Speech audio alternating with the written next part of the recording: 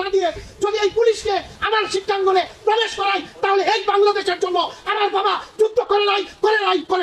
যে শিক্ষার্থী চেয়েছিল অধিকার, যে শিক্ষার্থী চেয়েছিল বাঁচার, যে শিক্ষার্থী চেয়েছিল স্বপ্ন, সেই শিক্ষার্থীকে আমরা খুন করে তার বাবা মার কাছে প্রেরণ করেছি। এই ব্যর্থতা নিয়ে এই শিক্ষকতাকে আমি লজ্জিত, আমি ঘৃণিত, আমি শোকাহত।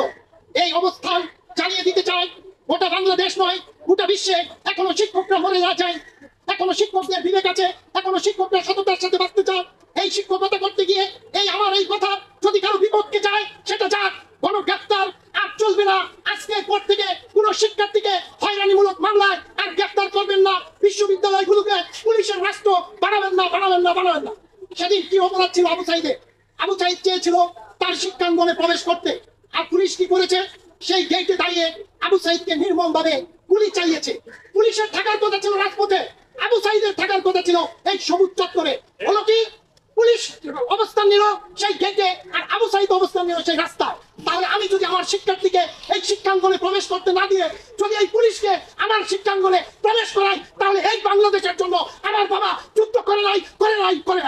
এমন বাংলাদেশ আমরা কখনোই চাই নাই, যে বাংলাদেশে প্রতিটি শিক্ষক, প্রতিটি অভিভাবক, প্রতিটি কৃষক, প্রতিটি কামার কুমার মজুর সেই পুলিশের গুলিতে নির্বিচারে হত্যা হবে। সেই হত্যার কোনো বিচার হবে না। কেন এই বাংলাদেশ? কার কারণে এই বাংলাদেশ? ৩০ লক্ষ শহীদের বুকের তাজা রক্ত দিয়ে স্বাধীন হয়েছে আমাদের এই বাংলাদেশ। এই বাংলাদেশ সৃষ্টি না হলে আমি শেখ মাজিদুল হক কোনোদিন শিক্ষক হতে পারতাম না। তাহলে সেই বাংলাদেশের জন্য যুদ্ধ করেছিল আমার বাবা, আমার দাদা।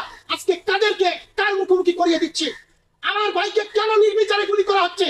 সারা বাংলাদেশের শিক্ষকদেরকে কেন রাস্তায় ফেলে দেওয়া হলো? আমার শিক্ষকদেরকে কেন আজকে ক্লাস ছেড়ে এই রাস্তায় অবস্থান নিতে হয়? আমি তো চেয়েছিলাম আজকে শিক্ষার্থী নিরাপদ থাকবে, আমি এমন সময় ক্লাসে থাকবো।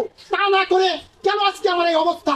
আমার অবস্থান এক কারণে, সেটা হচ্ছে আমরা যে কারণে স্বাধীনতা যুদ্ধে জীবন দিয়েছিলাম, সেই কারণ যেন আজকে অর্থবহ হয়, আর যেন কোনো মায়ের মুখ খালি না হয়, আর যেন কোনো আবু সাইদকে শহীদ হতে না হয়, আর যেন কাউকে গ্রেফতার করা না হয়। ওরা একটা ভাইয়ের একটা ভালো বেটার ফিউচারের জন্য অপেক্ষা করছিল।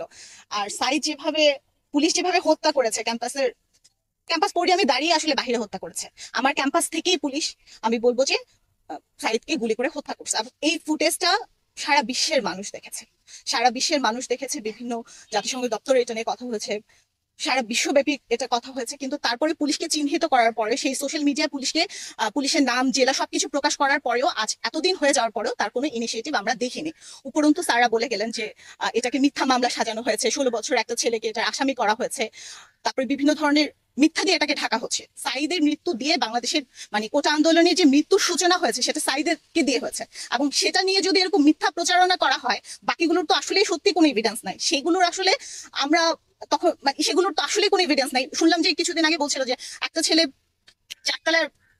চারতলা থেকে ঝুলেছিল, ওখানেও পুলিশ গুলি করে হত্যা করছে, সেটারও অন্যভাবে বিবৃতি দিয়েছে। এভাবে আর কতদিন মিথ্যা দিয়ে আমরা সত্যকে ঢাকবো? আজকে যদি সাইদের হত্যার বিচার না হয়, তাহলে আমরা ভাবতে পারি না যে কোটা আন্দোলনে কোনো নিহতের বিচার হবে। তাহলে আমরা এখান থেকে একটা কথাই বলতে চাই, সাইদের হত্যার বিচার যত দ্রুত সম্ভব করা দরকার, এবং সেটা আজই এই মুহূর্তেই করা দরকার।